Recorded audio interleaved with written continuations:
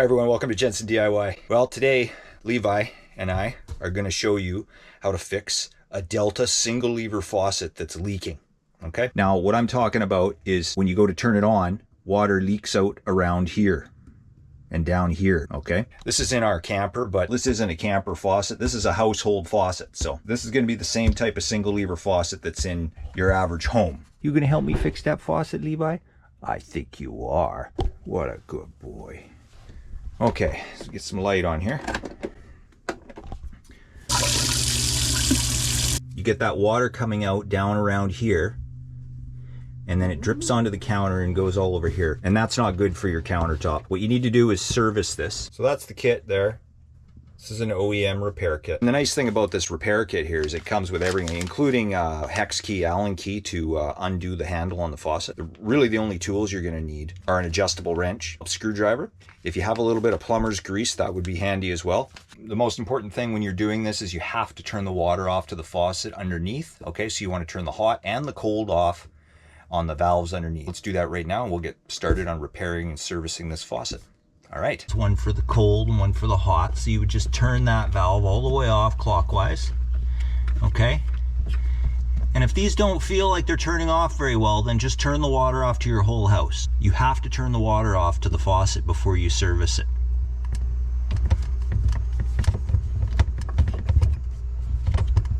There we go.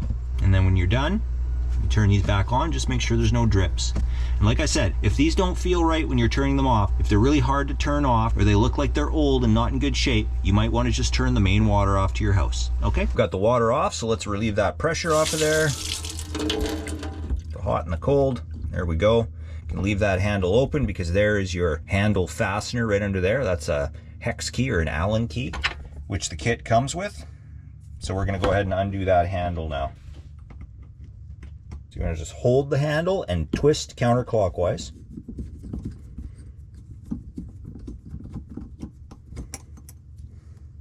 Pull up on the handle. What I like to do is set these parts aside in order that you're taking them off. Okay, so we'll put this over here. So now we want to undo this nut on the top. So we'll take a crescent wrench.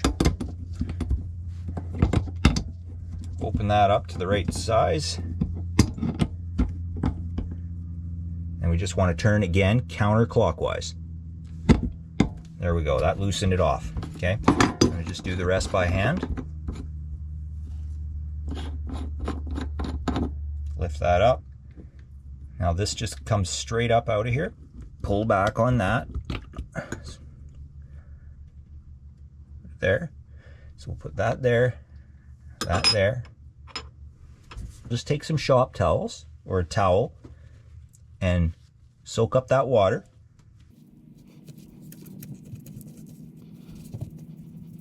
And we'll just take the tip of a screwdriver and get it in there and just pop those out. Okay. And the next one.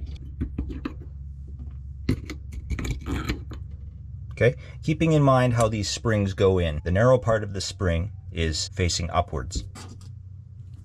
Take our new pieces here. We're going to take that spring and we're going to pop it down in there. Okay, that went in upside down, so I need to take that out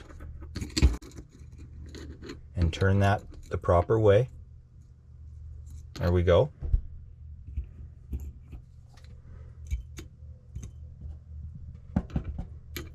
Okay, that fits over top. And our next one.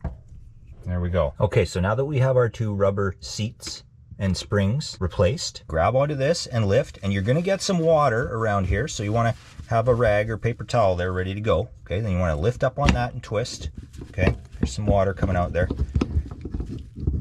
Just pull straight up off of there. Dry that water up. Okay, so there's your spout. You just want to make sure this is clean in here, dry it all off. So now we want to go ahead and remove these O-rings here. Okay, I don't have a flathead screwdriver handy, so I'm just going to use a butter knife from the drawer here. Something that's not sharp. Although you could cut these because you're going to replace them. But you want to compare them in size, because depending on the faucet you have is going to determine the size. Okay, so you just pry that off of there.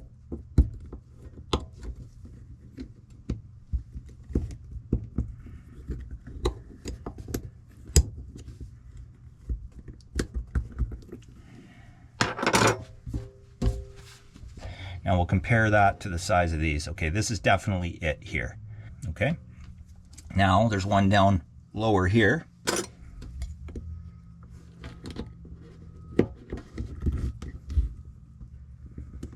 Get that off as well.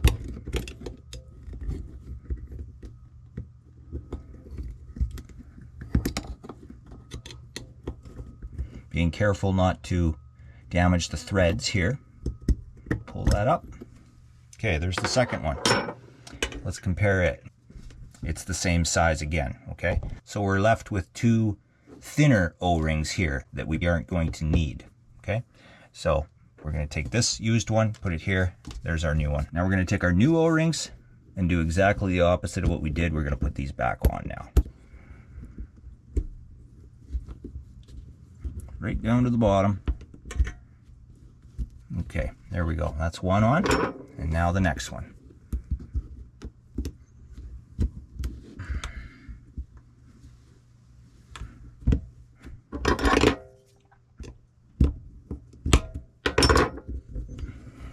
There we go. Okay. Now this is where I like to take some plumber's grease. It will help with the movement of the faucet. It helps keep it lubricated. Plus it also helps for longevity of the O-rings. So I just like to take a little bit and just put it around the outside of that O-ring. You don't need a lot. Just a little in on those rubber parts in there. Okay, now we take our spout and we're going to slide that over and back down. Push right down. See, nice and smooth. Okay, now reassembly is the reverse of removal. So we're going to take our new piece here. They call that the cam, and the ball with the stem. Okay, so now on the ball with the stem, you want to look at your stem. You can see there's a flat part there, right up here. This little part here, when you tighten it up, it tightens right up against that and it holds it in place. So you want to make sure that is facing forward. So we're going to put that in there, just like that.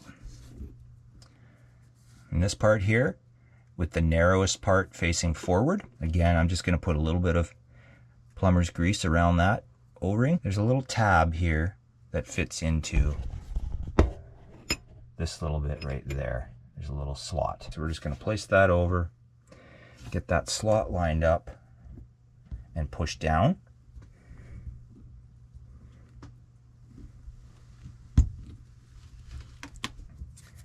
Okay, now we're going to take our cap, place that over.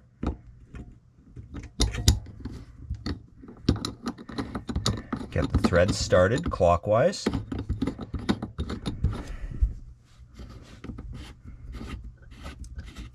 Do that up hand tight. Okay, now we want to take our adjustable wrench. We want to tighten that up.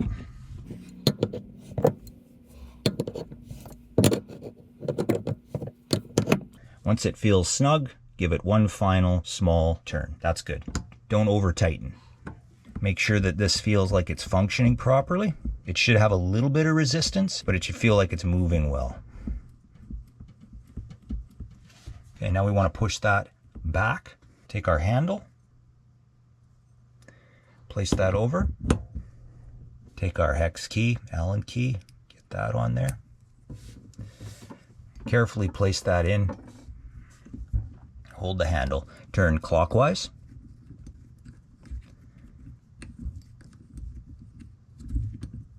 Until it stops, and then one final snug. What do you think? Look good? Give me 5? Good boy. Oh, good dog. Make sure everything's dry so that when you test it, you know if there's any leaks. Turn the water back on at those valves and give it a test.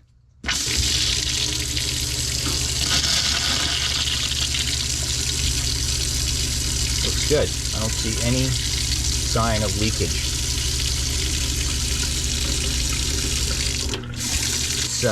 The handle feels like it's very smooth.